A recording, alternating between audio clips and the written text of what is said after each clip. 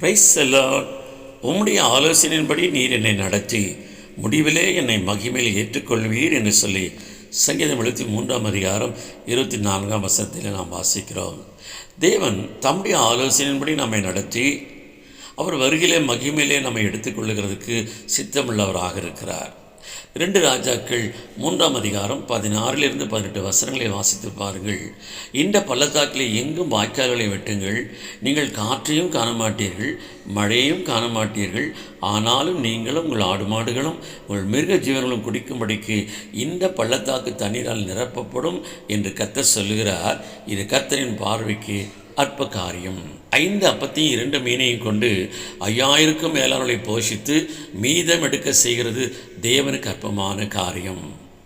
கற்சாடியிலே ஊற்றப்பட்ட பெருமையான தண்ணீரை சுவையுள்ள திராட்சரசமாய் மாற்றுகிறது என்கிறது தேவனுக்கு அற்பமான ஒரு காரியம்.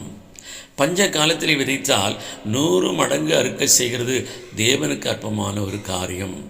கொஞ்சம் மாவையும் கொஞ்சம் எண்ணெயும் கொண்டு பஞ்சகாலம் தீர்மட்டும் குடும்பங்களை பாதுகாப்பது என்கிறது தேவனுக்கு அற்பமான ஒரு காரியம். நமக்கு இவைகளெல்லாம் இது ஏற்றுக்கொள்ளக்கூடாத காரியமாய் காணப்படுகிறது.